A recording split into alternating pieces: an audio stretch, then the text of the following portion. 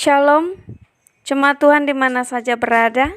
Pada hari ini, nas firman Tuhan untuk kita dari Injil Yohanes pasal 20 ayat yang ke-19 sampai dengan ayat yang ke-23. Sebelumnya mari kita berdoa. Ya Allah, firman-Mu adalah pelita bagi kaki kami dan terang bagi jalan kami. Saat ini kami ingin merenungkannya. Pimpinlah kami dengan Roh Kudus-Mu sehingga kami dapat memahami, mengerti dan mengimaninya. Di dalam Yesus Kristus kami berdoa. Amin. Saudara-saudara sidang jemaat Tuhan, ketika kita merasakan ketakutan terhadap keadaan yang dapat mengancam dan membahayakan kita mungkin akan mencari perlindungan untuk mengamankan dan menyelamatkan diri kita. Inilah yang dilakukan oleh murid-murid Tuhan Yesus setelah guru mereka ditangkap dan disalibkan. Mereka berkumpul di suatu tempat dengan mengunci pintu-pintunya karena mereka takut kepada orang-orang Yahudi yang mungkin saja dapat menganiaya mereka seperti penjahat, sebagaimana yang telah mereka lakukan terhadap guru mereka. Mereka mungkin saja beribadah dan berdoa bersama untuk saling menguatkan satu dengan yang lainnya. Pada saat itu, Tuhan Yesus tiba-tiba menampakkan diri di tengah-tengah mereka. Ia mampu menerobos pintu-pintu yang terkunci, tanda bahwa Ia memiliki kuasa atas segala sesuatu. Tuhan Yesus menyampaikan salam kepada murid-muridnya. Damai sejahtera bagi kamu. Salamnya yang akrab dan ramah itu mau menyatakan bahwa Ia yang telah mati kini telah bangkit dan menjumpai murid-muridnya dalam kemenangannya. Ia membawa damai sejahtera bagi mereka di tengah ketakutan dan kegelisahan mereka, sehingga murid-murid merasakan ketenangan dan kekuatan.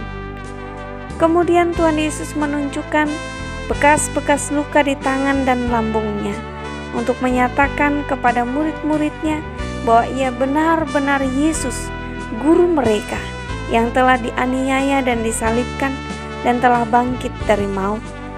Ia juga menyatakan bahwa tangan dan hatinya terbuka bagi semua orang yang percaya kepadanya.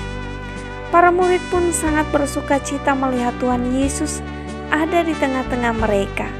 Ketakutan mereka menjadi hilang, ada semangat baru yang mereka rasakan. Tuhan Yesus pun kembali memberikan salam kepada mereka. Damai sejahtera bagi kamu. Salam ini diucapkannya kembali untuk meredakan kegembiraan mereka, supaya mereka dapat mendengarkan dan memperhatikan suatu amanat besar yang ingin disampaikannya. Amanat itu adalah amanat pengutusan. Sama seperti Bapa mengutus aku, demikian juga sekarang aku mengutus kamu. Tuhan Yesus mengutus mereka untuk melanjutkan pekerjaannya di bumi, yaitu untuk memberitakan Injilnya dan memperluas kerajaannya. Pekerjaan itu bukanlah suatu pekerjaan yang mudah, karena Tuhan Yesus sendiri telah menghadapi berbagai tantangan, penolakan dan kebencian, apalagi murid-murid yang hanyalah manusia biasa. Namun Tuhan Yesus tidak membiarkan murid-muridnya bekerja sendirian, tetapi Ia mengembusi mereka dengan Roh Kudus-Nya. Ia memberi roh atau napasnya yang memberi kehidupan, kekuatan dan semangat kepada para murid yang menjadi berkat dan kasih karunia Kristus bagi mereka. Roh itulah yang kemudian disalurkan oleh para murid dengan penumpangan tangan kepada orang-orang percaya. Dengan adanya Roh Kristus dalam diri mereka, para murid akan disertai dan diperlengkapi di dalam pekerjaan pelayanan yang mereka lakukan. Salah satu hal yang dapat mereka lakukan dengan roh itu adalah mengampuni dosa orang. Hal ini berarti bahwa mereka diberi kemampuan khusus untuk membedakan siapa saja orang yang sungguh-sungguh percaya kepada Allah, yang layak menerima pengampunan, dan siapa saja yang hatinya dikuasai oleh dosa dan kejahatan yang tidak dapat diampuni. Dengan senantiasa berpegang pada Injil yang mereka beritakan dan firman Allah yang mereka imani. Saudaraku, hari ini kita merayakan hari Pentakosta. Biarlah di hari Pentakosta ini kita juga menerima Roh Kudus Allah yang memampukan kita menjalani hari-hari kehidupan yang semakin sulit dan berat, terutama di masa pandemi ini. Saat ini kita mungkin merasakan ketakutan dan kegelisahan. Kita mungkin berusaha untuk melindungi diri dengan mengunci pintu-pintu rumah kita. Namun janganlah kita menutup diri dan mengunci hati kita untuk Tuhan.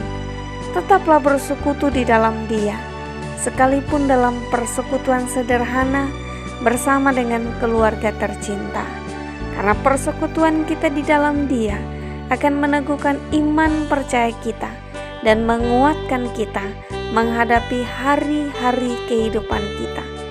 Ia akan menyatakan dirinya dan memberikan damai sejahteranya kepada kita, yaitu damai sejahtera yang nyata di segala aspek kehidupan, yang akan mengalahkan ketakutan kita dan membuat kita bersuka cita. Namun ingatlah akan tugas pengutusan yang menjadi tanggung jawab kita sebagai orang-orang percaya, yaitu melakukan pekerjaan Allah di dunia ini, memberitakan Injilnya dan memperluas kerajaannya. Terimalah Roh Kudus yang telah diberikannya kepada kita. Jadikanlah diri kita dan hidup kita senantiasa dipimpin dan dikuasai oleh Roh Kudus, sehingga kata dan perbuatan kita berpadanan dan sesuai dengan Injil Kristus.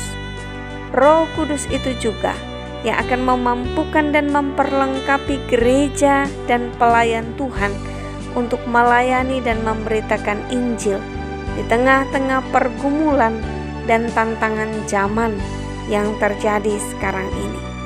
Hari Pentakosta ini akan menjadi hari kelahiran baru bagi gereja di dalam menghadapi era kenormalan baru dengan segala pergumulan dan tantangannya. Tetapi Roh Kudus Allah akan memampukan dan memperlengkapi gereja untuk tetap dapat melakukan tugasnya dan tetap eksis di dunia ini. Roh Kudusnya akan memberi kehidupan, kekuatan dan semangat bagi gerejanya, sehingga gereja dapat menjadi pembawa berkat bagi semua orang percaya, sehingga semua orang yang ada di dalamnya tidak lagi hidup di dalam dosa. Amin. Selamat Hari Pentakosta. Tuhan Yesus memberkati.